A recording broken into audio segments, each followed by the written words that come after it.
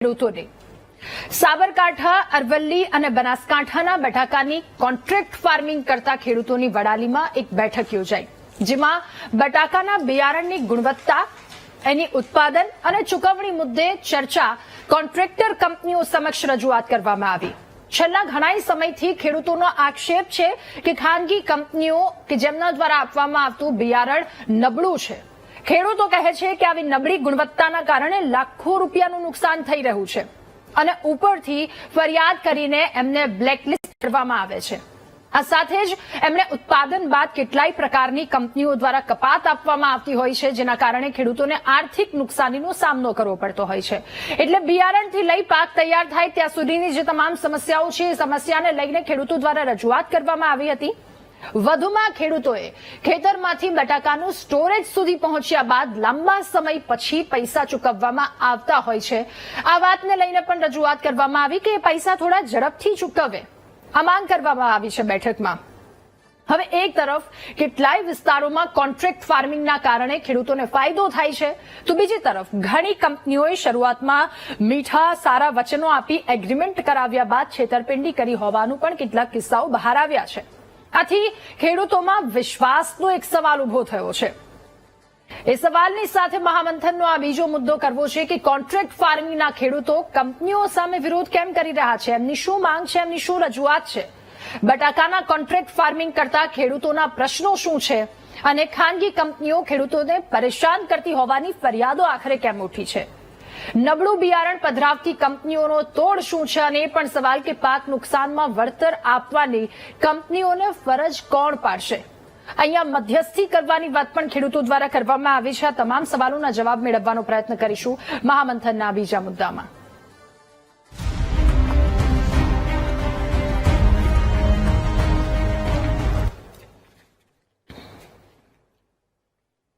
ત્યારે આજ મુદ્દા પર ચર્ચા કરીશું કે ખેડૂતોની સમસ્યા શું છે। એ બિયારણથી વાત તેમના દ્વારા રજૂઆત કરવામાં આવી છે। અનેક સવાલો કે નબળી ગુણવત્તાવાળા બિયારણો પધરાવી દેવામાં આવે છે, જેના કારણે યોગ્ય પાક નથી થતો અને જ્યારે એ પાક તૈયાર થાય છે ત્યારે પણ કંપની દ્વારા કેટલીક એવી ફરજો મૂકી દેવામાં આવે છે, જેના કારણે ક્યારેક કંપનીને નુકસાન, જ્યારે ક્યારેક ખેડૂતોને નુકસાન થાય છે અને અમુક એવી વાતો કે જ્યાં કંપનીની પણ એ વાત હોય છે।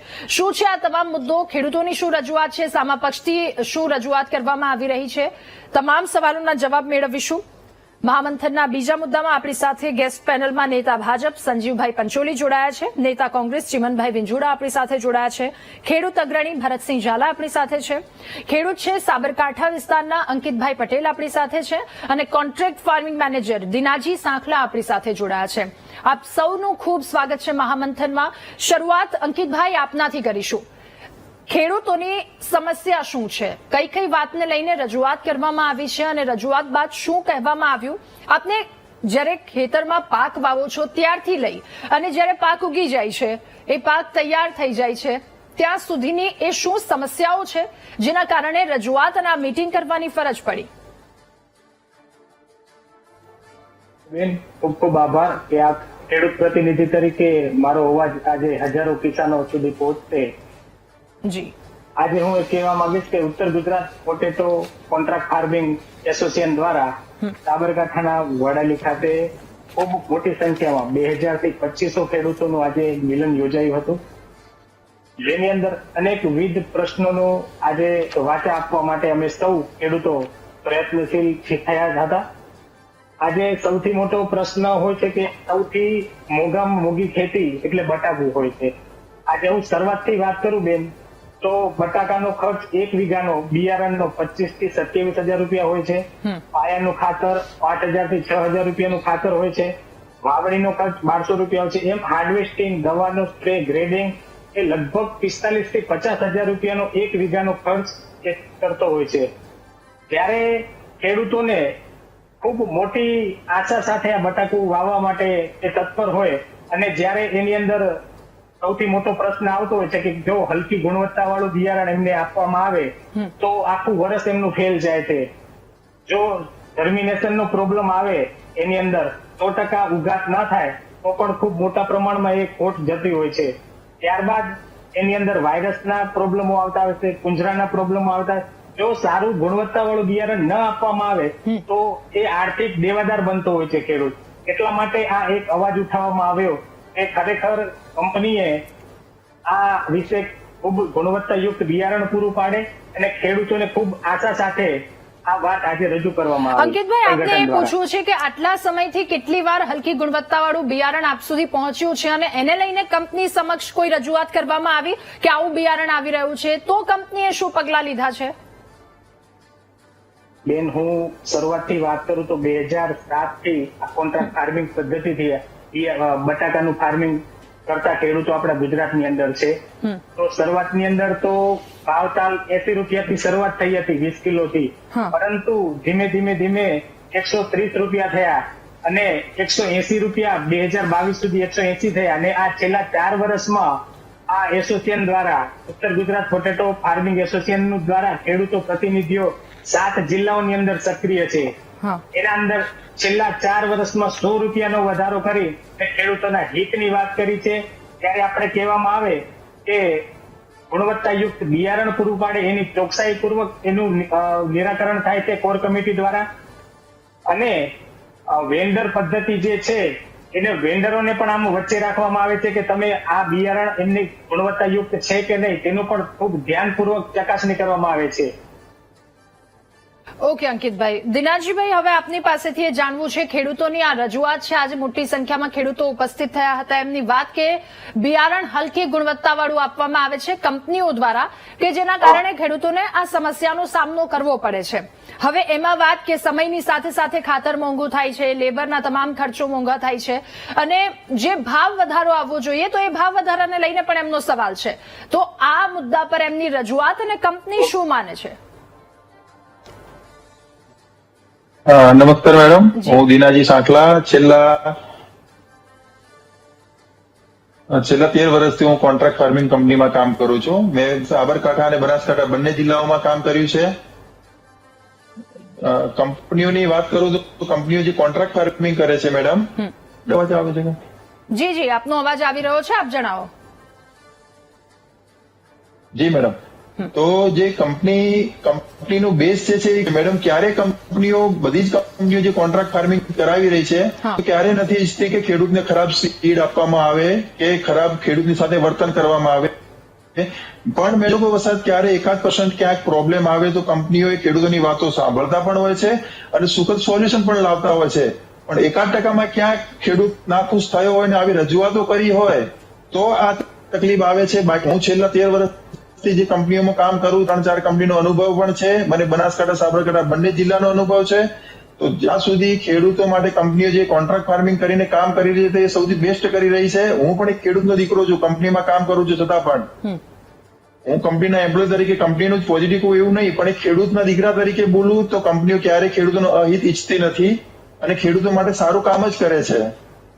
અને કંપની હવે પોતાના બિયારણ પોતે જ એક પાઇપલાઇન તૈયાર કરી પંજાબની અંદર સારી રીતે ખેડૂતને બિયારણ સારું બિયારણ મળે, વાયરસ ફ્રી બિયારણ મળે એવી ટેકનોલોજી અપનાવીને આગળ અપડેટ થઈ રહી છે મેડમ કંપનીઓ. ઓકે દિનાજીભાઈ, મારે આપની પાસેથી એક વાત જાણવી છે.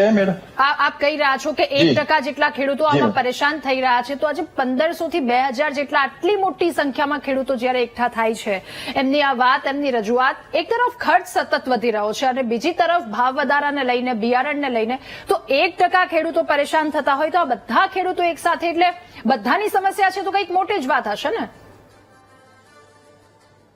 નહીં મેડમ, જો બિયારણમાં તો કંપનીઓ જે સમજો ને, હું માનું છું ત્યાં સુધી રેગ્યુલર ભાવ વધારો એવો કશો નથી કર્યો, પણ ફર્ટિલાઇઝર કંપનીઓ ને એ બધું હોય એમાં થોડો વધારો થયો હોય તો થોડું કંપની ફાર્મ વધારે જતું હોય છે. તો એ વધારાને લઈને પણ ખેડૂતો એકઠા થયા, ખેડૂત સંગઠન બન્યું હોય એટલે એમાં જે ખેડૂતો કોન્ટ્રાક્ટ ફાર્મિંગ કરે છે એ બધા એક સાથે થઈને રજૂઆત કરવા માટે તો આ વસ્તુ ભેગી થઈ જોઈએ. બિયારણનો ભાવ તો હંમેશા મેડમ અમે એક લેવલમાં જ રાખ્યો છે, ક્યારેય એવો યુઝ વધારો નથી કર્યો ખેડૂતોને ન પરવડે. અને સામે કોન્ટ્રાક્ટ ફાર્મિંગના રેટ એટલા બધા અમે વધાર્યા છે કે ખેડૂતને બિલકુલ કોન્ટ્રાક્ટ ફાર્મિંગ પદ્ધતિથી સારા એવા પૈસા મળી શકે. ઓકે, ઠીક છે. ભરતસિંહ, હવે આપની પાસેથી જાણવું છે, ખેડૂતો આટલી મોટી સંખ્યામાં એકઠા થયા, એમનો એક સવાલ, રજૂઆત કે પાક વાવવામાં આવે છે બિયારણથી લઈ અને જ્યાં સુધી ઉગે છે, ભાવ વધારાની વાત હોય, એ 85 રૂપિયાથી શરૂ થઈ અને 180 આસપાસ કદાચ પહોંચ્યો છે.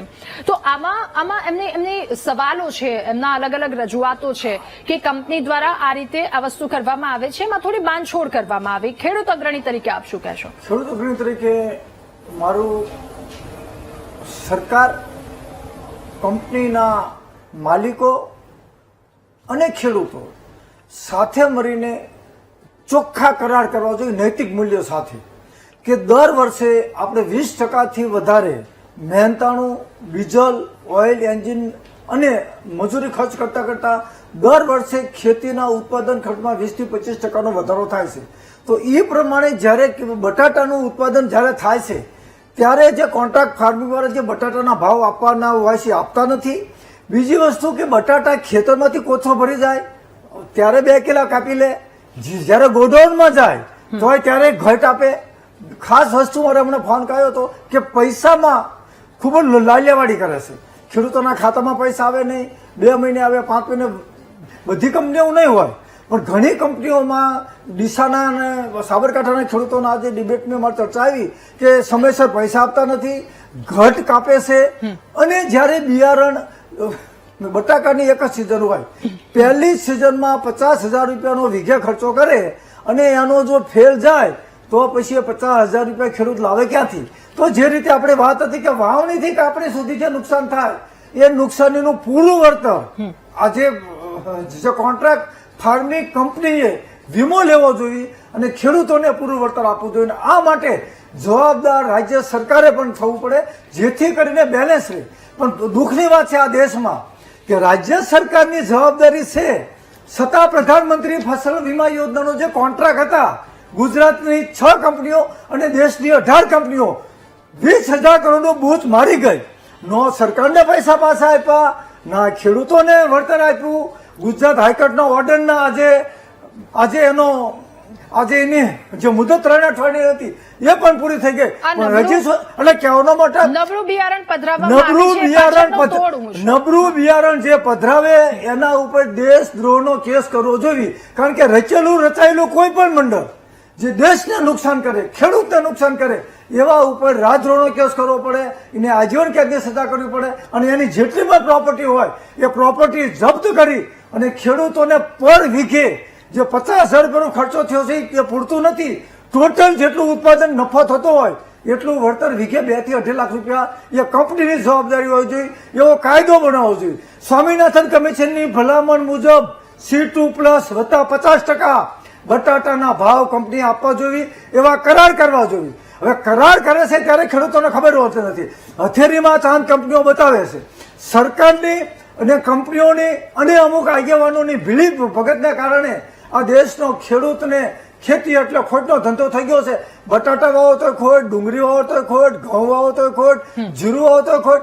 એટલે ખેતી એટલે ખોટનો ધંધો છે. તો આને ઉગાડવા માટે યોગ્ય કાયમી નીતિ હોવી જોઈએ અને એ નીતિનું અમલીકરણ કરવા માટે રાજ્ય સરકારનું અને કેન્દ્ર સરકારનું બેનું એક આયોગ હોવો જોઈએ. કૃષિ પંચ, કૃષિ નીતિ અને કૃષિ આયોગ હોવો જોઈએ તો સફળ થાય. બાકી આ ચોરના દીકરા લૂંટીને લઈ જશે, કશું હાથમાં નહીં આવે. બજારમાં ચિપ્સના કેટલા રૂપિયા ભાવ છે, બટાટાની ચિપ્સના, અને આ વેપારીઓ ખેડૂતો પાસેથી બટાટા શું ભાવ લઈ જાય છે? તમે વિચાર કરો કે વાવણીથી કાપણી સુધી આખો પરિવાર મહેનત કરે તો એને 2 ટાઈમ ખાવાના ફાંફા. અને આ કોર્પોરેટ ફાર્મિંગ વાળા મોટી મોટી ગાડીઓ, મોટા મોટા બંગલા, આ માર્કેટિંગ યાર્ડ વાળા, તો આ બધું આ દેશની ધરતીને લૂંટી અને ભેગું કરે છે. અને બીજી બાજુ જો આ 3500 ખેડૂતો બિચારા બેઠા છે, એનો જવાબદાર ખેડૂત પણ છે. ખેડૂતોએ બહાર નીકળવું નથી, તું મેમે કરવું છે. બાકી ગુજરાતના 53 લાખ ખેડૂતો એક વખત રોડ ઉપર આવી જાય તો દેશનું ટોટલ બજેટના 50% બજેટની રકમ ખેડૂતોના હાથમાં આવે. અને ખેડૂતોના હાથમાં જો બજેટની રકમ આવે તો ખેડૂત વાવે, ખેડૂત લણે અને ખેડૂત જ વેચે. તો વચેટાની જરૂર શું પડે? કોર્પોરેટ ફાર્મિંગનો વિરોધ 2003 થી સમગ્ર દેશના ખેડૂતો કર્યો હતો. ઓકે, ઠીક છે. ચિમનભાઈ, હવે આપની પાસે કોન્ટ્રાક્ટ ફાર્મિંગને લઈને ખેડૂતોના જે સવાલ છે, મોટી સંખ્યામાં ખેડૂતો ઉપસ્થિત થયા, તેમના દ્વારા રજૂઆત કરવામાં આવી કે કંપની દ્વારા ક્યાંક આ રીતે મિલીભગત, ક્યાંક કંપની દ્વારા આવી રીતે નબળું બિયારણ પધરાવી દેવામાં આવે છે, જેના કારણે ખેડૂતો એ સમસ્યામાંથી ઊંચા નથી આવતા. ચિમનભાઈ, અગાઉ આપણે આ વીટી દ્વારા જ્યારે કોન્ટ્રાક્ટ પદ્ધતિથી વાત કરી હતી સરકારે, ત્યારે આપણે ડિબેટ કરી હતી અને ડિબેટમાં આપણે મુદ્દાઓ મૂક્યા હતા કે ભાઈ કોન્ટ્રાક્ટ ફાર્મિંગની જે તમે વાત કરો છો એમાં કંપનીઓ ભવિષ્યમાં આ સ્ટેપ લઈ અને ખેડૂતોને નુકસાન કરશે એવી આપણે બધાએ ચર્ચા કરી હતી. આજે તકલીફ ક્યાં છે એ સમજવા જેવું છે કે ભાઈ કંપનીઓ ખેડૂતોને બિયારણ જે આપે છે નબળું આપે છે.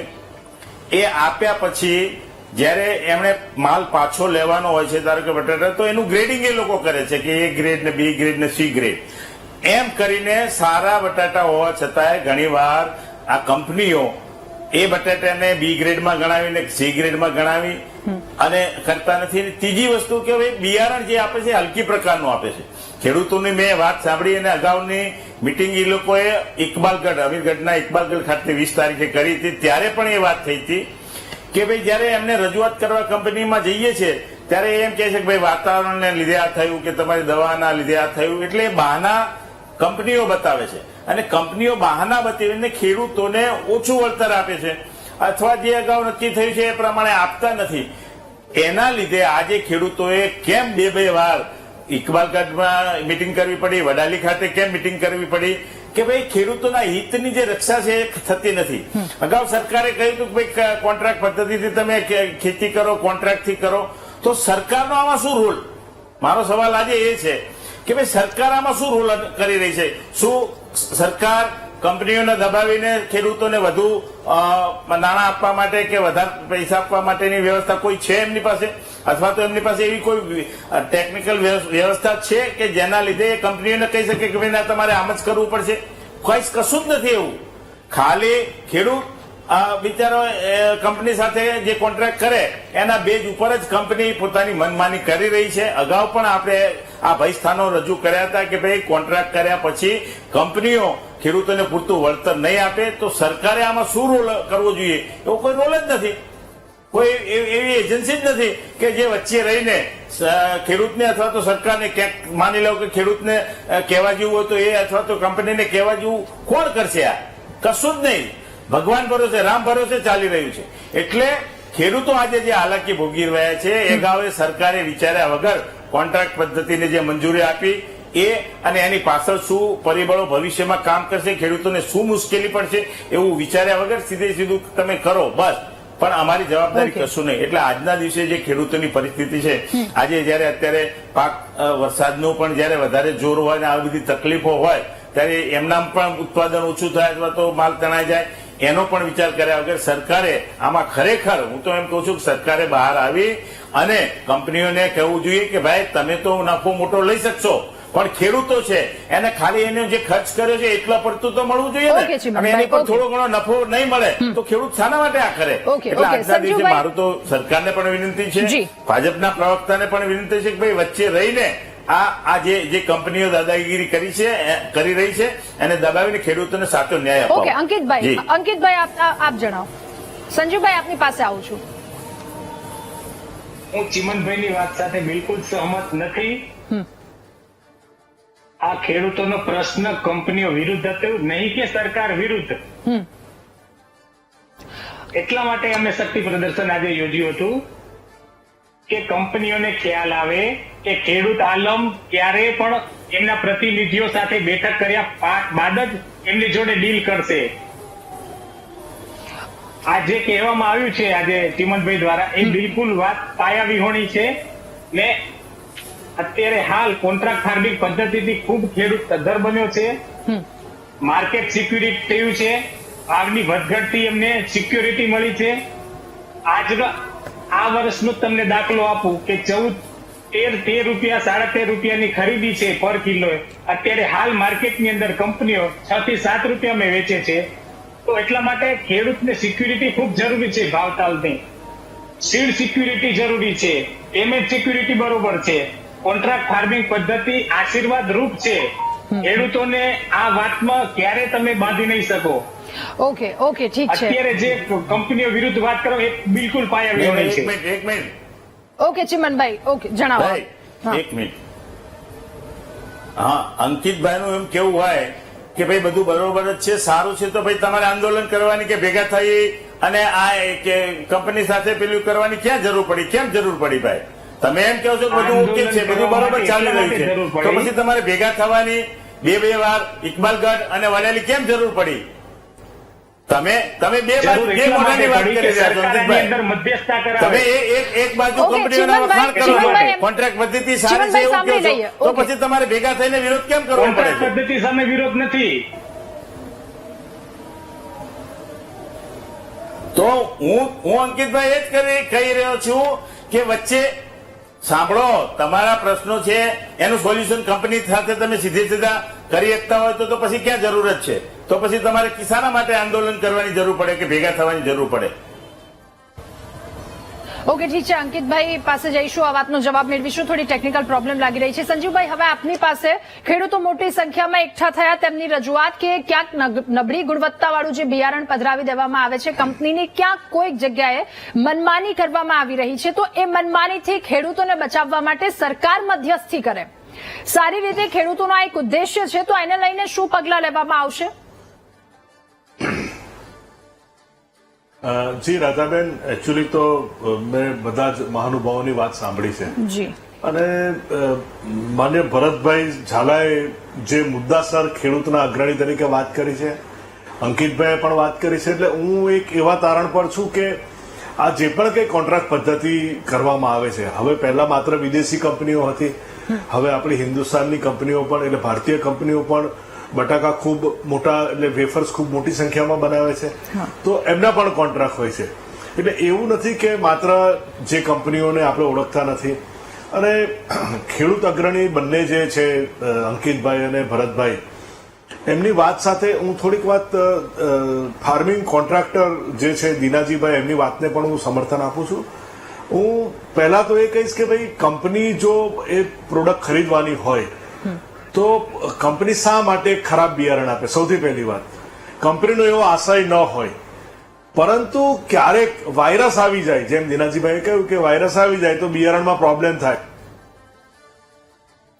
ઓકે, ટેકનિકલ પ્રોબ્લેમ છે, એટલે સંજીવભાઈ જે વાત કરી રહ્યા છે કે કંપનીને જો ખરીદવું છે તો પછી એવું એ પ્રકારનું બિયારણ શા માટે આપે? ભરતભાઈ, એ સવાલનો જવાબ કે છેલ્લે તો જવાનું છે અલ્ટિમેટલી એ વસ્તુ કંપની પાસે, તો પછી એના માટે જો કુદરતી આપત્તિ અને માનવ સર્જિત આપત્તિની વ્યાખ્યા અલગ અલગ છે, પણ તો એનો ભોગ ખેડૂત કેમ બને? તો આ માટે યોગ્ય નીતિ હોવી જોઈએ. કંપની અને સરકાર વચ્ચે હોય તો એના એવા કરાર થાય કે ખેડૂતોને ભૂખ્યું ન રહેવું પડે. 50,000 રૂપિયા વીઘે ખેડૂત ખર્ચો કરે અને વાંક નથી કંપનીનો, વાંક નથી ખેડૂતનો, તો ખેડૂતને આખા વર્ષની ઉપજ અને આખા વર્ષની મહેનત, તો એ 50,000 રૂપિયાનું દેવું, તે દેવું કોણ ભરશે? તો આના માટે સરકારે એક ટોટલ એગ્રીકલ્ચર પોલિસી બનાવવી જોઈએ. અમુક ટકા કોર્પોરેટ ફાર્મિંગ રકમ કાઢે અને અમુક ટકા રાજ્ય સરકાર આપે, એમ કરીને ખેડૂતોને નુકસાનમાંથી બચાવવા માટે યોગ્ય નીતિ હોવી જોઈએ. ઓકે, સંજીવભાઈ, આપ આપની વાત કન્ટિન્યુ કરી શકો. સંજીવભાઈ, અવાજ આવે? ઓકે, હા હા, એટલે બેન, હા અવાજ આવે છે? જી જી જી. હા, એટલે આ બધી જે વાત છે એ ખેડૂત પણ જયારે એગ્રીમેન્ટ કરતા હોય છે, ફાર્મિંગનો કોન્ટ્રાક્ટ કરતા હોય છે, તો એની નીતિ નિયમો વાંચતા હોય છે. પરંતુ મને એ બાબતનો ખૂબ આનંદ છે કે અત્યારે ખૂબ મોટું સંગઠન એકઠું થયું છે, અને જો આપણે સંગઠિત રહીએ ને તો એના પર કંપનીની અસર પડતી હોય છે. અને હું ખેડૂત મિત્રોને પણ વિનંતી કરું છું કે તમારા જે સંગઠનમાં જે એડવોકેટ્સ હોય અથવા તો કાયદાના નિષ્ણાંત મિત્રો પણ હોય કે જે લોકોને આ બધા જે કોન્ટ્રાક્ટ છે એમાં ખૂબ સમજ પડતી હોય છે, તો સ્ટાન્ડર્ડ કોન્ટ્રાક્ટ બનાવવામાં આવે એમ. એટલે જે ઘણીવાર એવું થતું હોય છે કે contract varies from company to company, એની જગ્યાએ જેવી રીતે સરકારના નિયમો છે કે ભાઈ દસ્તાવેજનું પણ એક સ્ટાન્ડર્ડ ફોર્મેટ છે, તો એવી રીતે જે એસોસિએશન બન્યું છે, ખૂબ સારી સંખ્યામાં મિત્રો ઉપસ્થિત થયા છે, એ ખૂબ આનંદની વાત છે. કારણ કે જરૂરી છે, જો આપણે એકઠા રહીશું તો જ આપણો અવાજ આપણે કરી શકીશું અને એની વાતને પહોંચાડી શકીશું. એટલે જે એક સ્ટાન્ડર્ડ ફોર્મેટ હોવું જોઈએ કોન્ટ્રાક્ટનું, અને સાથે ખેડૂતોને જો આબોહવા કે કોઈ કારણસર નુકસાન થાય તો એના ઇન્સ્યોરન્સની પણ તકેદારી કંપની દ્વારા એક કોઈ પોલિસી નક્કી કરીને લીગલ એડવાઇસ લઈને કંપની સાથે રહી અને કંપની ઉપરાંત પણ ઇન્સ્યોરન્સથી કેવી રીતે એ વળતર મેળવી શકાય એ બાબતે પણ સંગઠિત થવાની જરૂર છે. અને આમાં સરકાર પણ ચોક્કસ મદદ કરી શકે. આ જે ખેડૂતના પ્રશ્નો છે તો સરકારને પણ, કૃષિ મંત્રીશ્રીને પણ રજૂઆત કરી શકાય, અને જે ઝીણામાં ઝીણી વિગત છે એ કૃષિ મંત્રીને સાથે રાખી અને એક ફોર્મેટ પણ બનાવી શકાય કે જેના કારણે સરકારને પણ ખબર હોય, કારણ કે આમાં શું છે કે સરકારને ખબર નથી કે ખેડૂતો સાથે કંપનીએ શું કોન્ટ્રાક્ટ કર્યો છે. એટલે એ બધી જ વસ્તુની ટ્રાન્સપરન્સી થવી જોઈએ અને આ ખૂબ સારી બાબત છે કે મોટી સંખ્યામાં ખેડૂત મિત્રો અનેક જગ્યાએ સંગઠિત થયા ઓકે, સંજીવભાઈ. છે અને સરકાર હંમેશા ખેડૂતની સાથે છે એટલે કૃષિ મંત્રી સાથે રહી અને આ કાર્ય કરી શકાય. ઓકે, દિનાજીભાઈ, ફરી એકવાર આપની પાસે કેટલાક ખેડૂતોની એ પણ રજૂઆત છે કે બધા જ ખેડૂતો ભણેલા ગણેલા નથી હોતા, તો જે અગ્રીમેન્ટ સાઇન કરવામાં આવે છે, કોન્ટ્રાક્ટ સાઇન કરવામાં આવે છે, તો એમાં પૂરતી માહિતી ખેડૂતો સુધી નથી પહોંચાડવામાં આવતી. આ વાતને લઈને ક્યારેક ખેડૂતો ફસાઈ જાય છે, તો એ ટ્રાન્સપરન્સી, એ પારદર્શિકતા રહે એના માટેના કંપની દ્વારા શું પ્રયત્ન કરવામાં આવશે? કંપની જે બધા કંપનીવાળા જે કોન્ટ્રાક્ટ કરે છે ફાર્મરો સાથે એગ્રીમેન્ટ, એ ફક્ત ગુજરાતી ભાષામાં જ કરે છે અને એકદમ સીધી અને સરળ ભાષામાં કરે છે. મેડમ, 2007 થી કંપનીઓની ગુજરાતમાં એન્ટ્રી થઈ કોન્ટ્રાક્ટ ફાર્મિંગની અને અત્યારે 2025 ચાલી રહ્યું છે. તો છેલ્લા 18 વર્ષથી કંપનીઓ અહીંયા ગુજરાતમાં કામ કરી રહી છે. કંપનીઓને સારો રિસ્પોન્સ મળી રહ્યો, કંપનીઓને ફાર્મરોની સાથે સારી રીતે વર્તી રહી છે. ત્યારે મેડમ કંપનીઓ ગુજરાતની અંદર આવી. સાહેબે કીધું કે વિદેશી કંપનીઓ પણ છે, ગુજરાતની પણ ઘણી બધી કંપનીઓ આવી. એ કંપની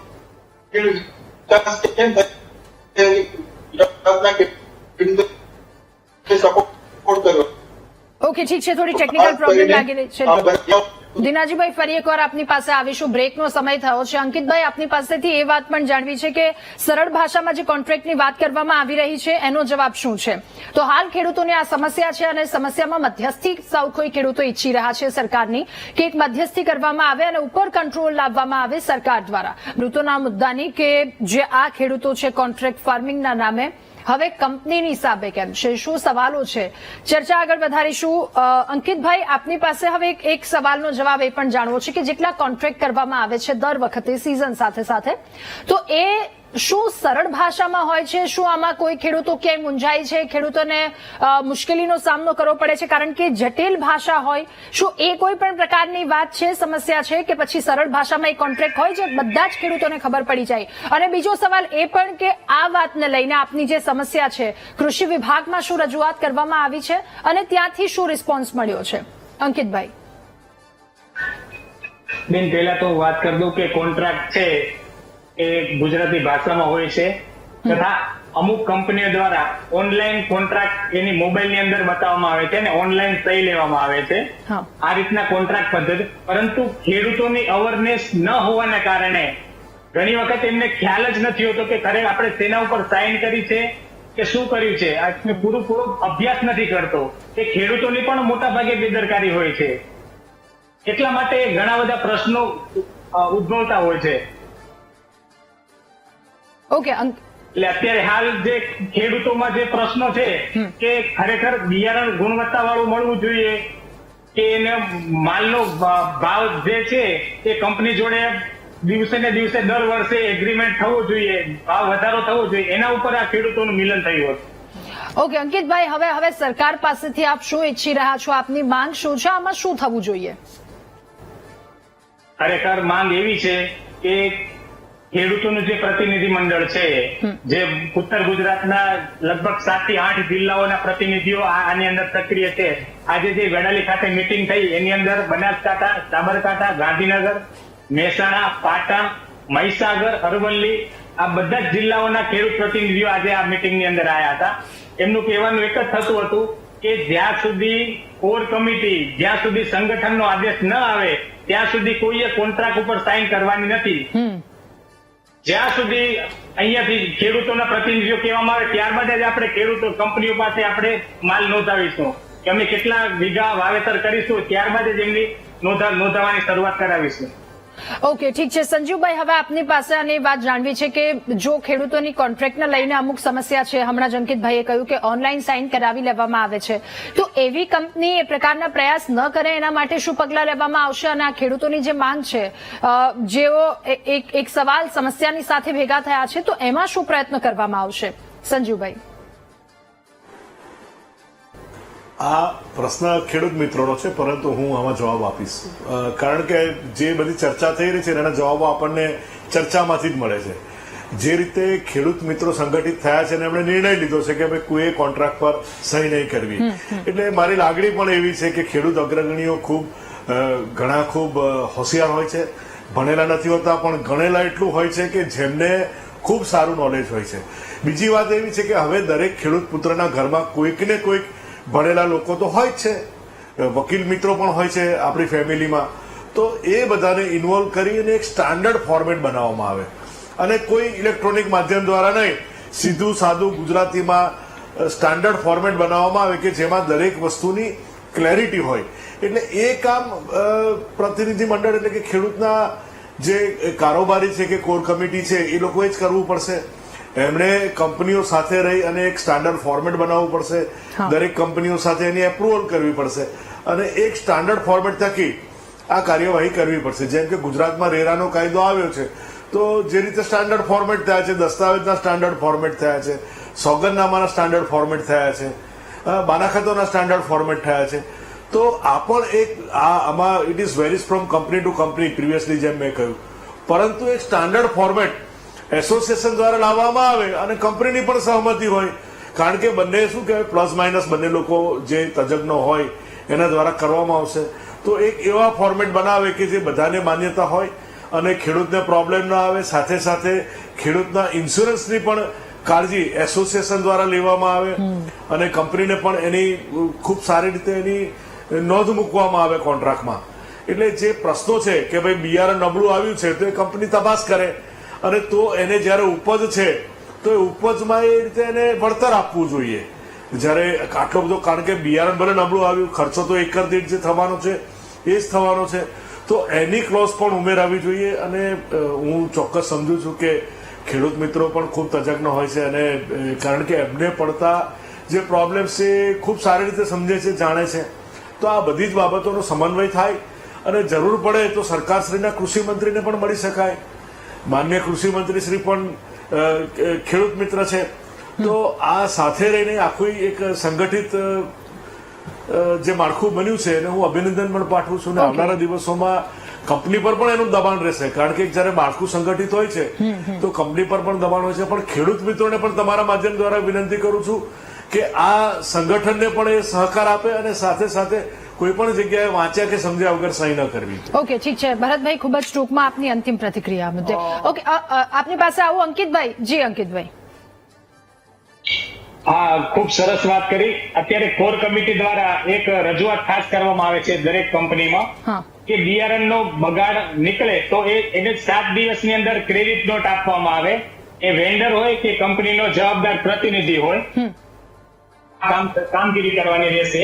ત્યારબાદ બિયારણ આપણે ખેતરમાં વાવી દીધું, એનું જર્મિનેશન ન મળે તો એ લગભગ 1 મહિનાથી 45 દિવસ સુધી, અમુક વેરાયટી એવી છે કે લેટ જર્મિનેશન આવતું હોય છે, તો 40 દિવસની અંદર એનું નિરાકરણ આવી જાય. એ વેન્ડર અથવા કંપનીનો માણસ એ ખેતર ઉપર જાય, ખેડૂત હાજર હોય અને ત્યાં જઈને જોઈ લે કે કેટલા ટકા જર્મિનેશન આવ્યું છે, તો એનું ક્રેડિટ નોટ એને તરત આપવામાં આવે. ત્યારબાદ બટાકામાં જે વાયરસ આવે છે અથવા પૂંજરો આવે એની પણ ક્રેડિટ નોટ બની જાય 45-50 દિવસે. તો ખેડૂતોનો જે બોજો છે એ ઘણો હળવો થઈ જાય, એમને પૈસાનું વળતર તાત્કાલિક મળવું જોઈએ. ત્યારબાદ 15 જાન્યુઆરી પહેલા તમામ ક્રેડિટ નોટ આપી અને ખેડૂતોને એ પૈસા ચૂકવી દેવામાં આવે. ભરતભાઈ, ખૂબ જ ટૂંકમાં 30 સેકન્ડમાં આપની અંતિમ પ્રતિક્રિયા. ઓકે અંકિતભાઈ. બહુ મહત્વનું કામ કર્યું. ખેડૂત સંગઠનો અને સરકાર જો સાથે રહી અને આગળ આવશે તો દેશના ખેડૂતોને પણ આગળ આવશે અને કંપનીઓ પણ આગળ આવશે. આ દેશ મારો, તમારો અને આપણા સૌનો છે. તો સરકારની પણ વચ્ચે કંઈક એની સહી સિક્કા જો કરવાના હોય તો રાજ્ય સરકાર દ્વારા પણ કંપની ઉપર, જો કંપની ખોટું કરે તો એનો પણ રાજ્ય સરકાર પગલાં લે એવો જીઆર હોવો જોઈએ. બિલકુલ. આપ સૌનો ખૂબ આભાર મહામંથનમાં અમારી સાથે જોડાવા બદલ, આ મુદ્દા પર ચર્ચા કરવા બદલ. તો એક છો, સંગઠિત છો, સૌ કોઈ સાથે છો, તો પછી કંપની પર થોડું દબાણ રહેશે આ વાતને લઈને. જો કે કંપનીની જે પણ ખેડૂતોની સમસ્યા છે, કંપની સુધી રજૂઆત, હવે આવનારો સમય બતાવશે કે એનું સમાધાન શું. મહામંથનમાં હાલ બસ આટલું જ. વધુ સમાચાર અપડેટ્સ માટે આપ ડાઉનલોડ કરો VTV ન્યૂઝની એપ્લિકેશન. નમસ્કાર.